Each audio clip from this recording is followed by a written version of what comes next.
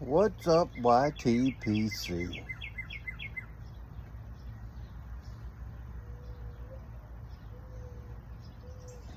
Uncle Willie coming to you from the coop. Been a couple days. Participating in Corn Cob Tuesday. Cob Tuesday, whatever.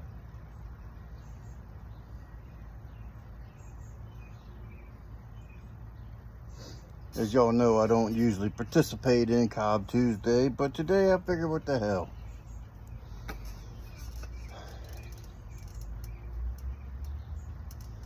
I'm smoking a Boswell blend. Yeah, a Boswells blend. Archie's not a very good, doesn't have very good penmanship, but it says old school, 1 ounce. Picked it up yesterday when I was at Boswells.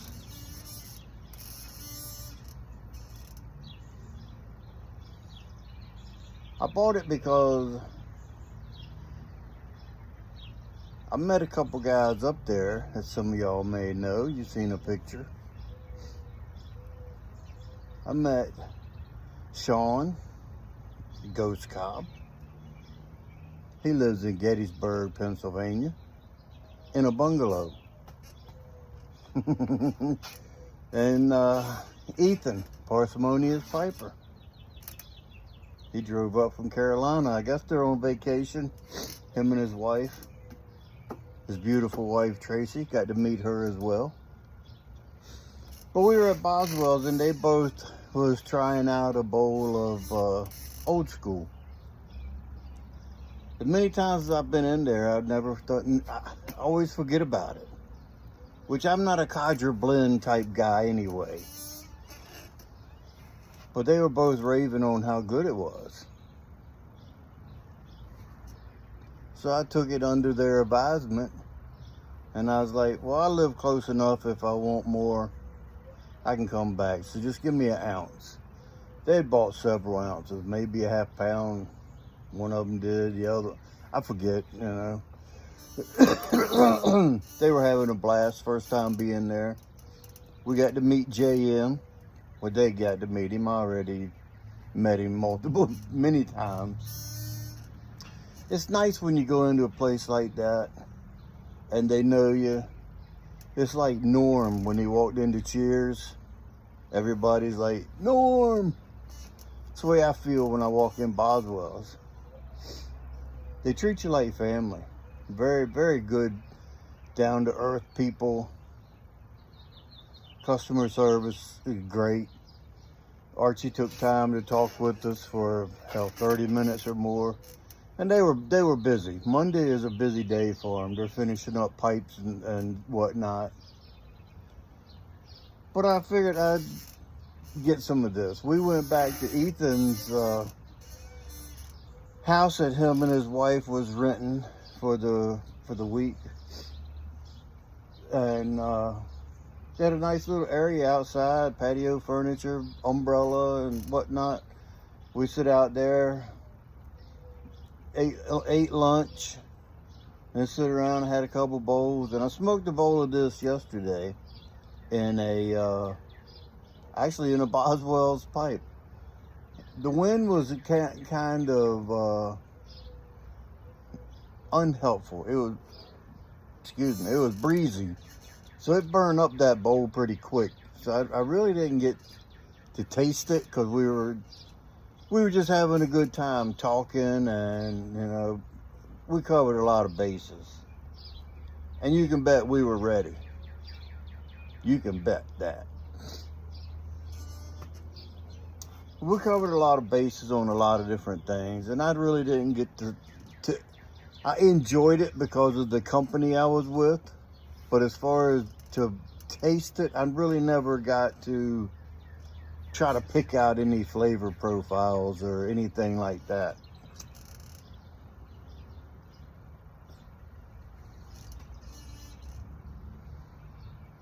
So I just wanted to check out the burn part of it today using a cob. and maybe give you a first impression. Not a full review yet, but I think I gotta smoke it in another pipe, in a briar, to get the full effect from it. Maybe a Dr. Grabo. That way I'll get the codger pipe to go with the codger feel of the codger tobacco, since I'm an old codger.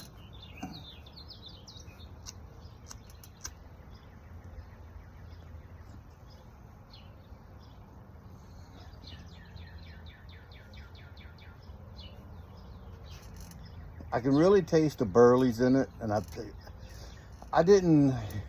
heard a little bit of the conversation about this. JM said it took him over a year to get this to the flavor profiles and the burn quality and everything about it for him to be satisfied with the final product. I know a buddy named Bob.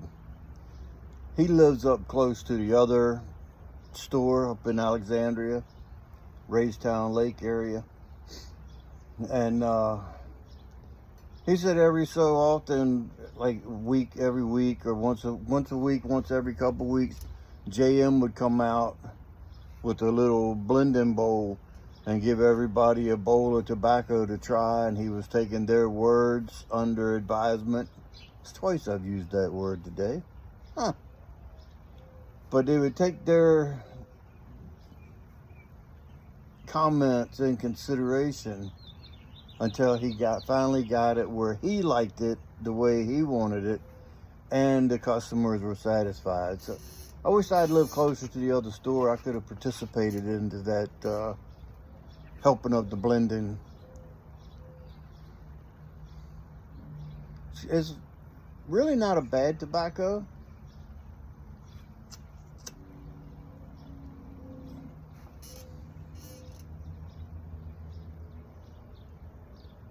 Nice, mellow. It's got a creamy mouthfeel from the burleys.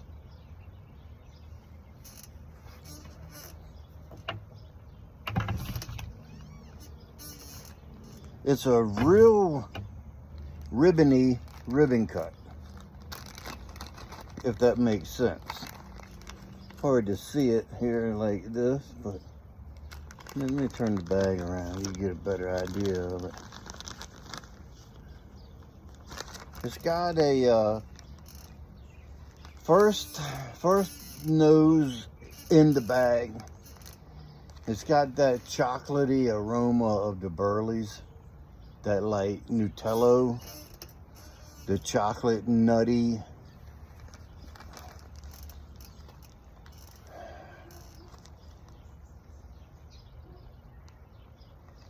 It smells really good. It smells amazing. And I mean, it actually has it has a codger look, knowing that it's called old school and it's a codger blend. It's a nice balance of tobaccos, I'll tell you that. I only have 2 codger blends, half and half, in Carter Hall, to try to compare the aroma with, because I'm not going to smoke these. I'm not a codger blend person. The half and half, burley and bright tobaccos, half and half. A cargo of contentment in the bowl of any pipe. When I first stick my nose in this jar, I get a cherry. It has no cherry topping or cherry flavors, but it just has a cherry aroma, really sweet aroma. Almost like a cordial, a cherry cordial, chocolate covered cherry. It almost smells like the cream. The way the cream tastes in a cordial cherry, that's the way this smells. It almost makes me want to smoke some half and half, but I'm not. It smells good though. Doesn't smell anything like old school. JM said he started with Prince Albert. And he said when he opened a tin of that stuff stinks. The Carter Hall, not as sweet smelling. Definitely smell the burleys in it. A little nutty aroma.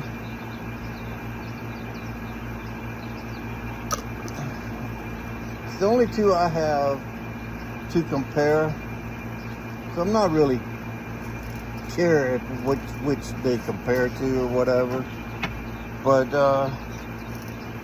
it seems like a nice blend so far.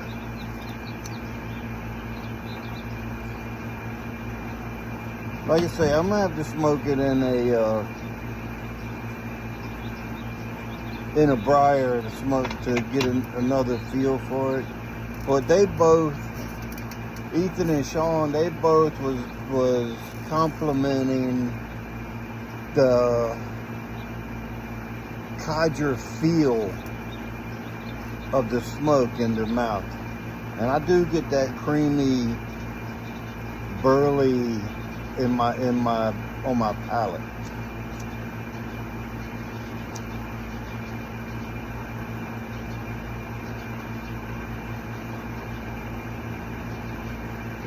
Is it something I would smoke a lot? Nah. Do I wish I had more than 1 ounce? Nah.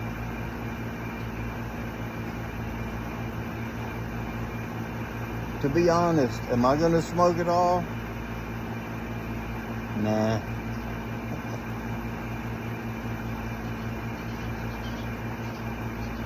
It's good though. If you like codger blends, this is one you should try. I'll give a full review with what all I taste and everything in it.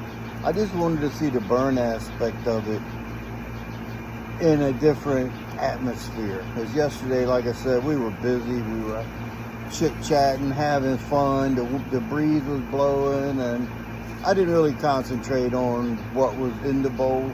I just concentrated what was going on around the bowl. Having a good time.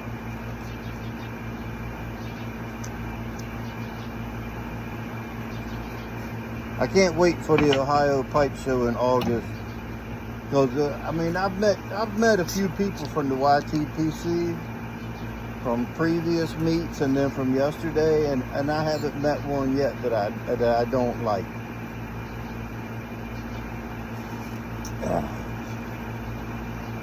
Zero sugar ginger ale. Help cleanse the palate as I'm smoking. So before those guys showed up, I did a little shopping of my own. Let me tell you, Boswells is your Liga Privada store if you are in the market for Liga Privadas. H99, T52, number 9s, Feral Pig, Ratzilla, Papa Fritos, all the undergrounds, everything Drew Estate. They just got a $70,000 order. JM told me that they are number 7 in sales in the nation. Number 7 of the Drew Estate merchants. That's a lot of cigars, man. So let me show you something. If you know, you know. Finally had a box, full box. They were selling them when they had them before at the event and whatnot. They were selling them 2 per person. And they were, I think, $19.50 a piece, so and you could only buy 2. Well, Archie told me he had a box yesterday, and I was like, for sale? He said, yeah. I was like, you're not selling me just 2? I can get the whole box? He was like, yeah. I said, well, I'll take it. And it ended up being $175 instead of the $195. So that's pretty good. It's a box of 10. So that's $17.50 a piece is what they go. I see guys pay for $30, $40, even $50 for those for one cigar. Would I pay it? No.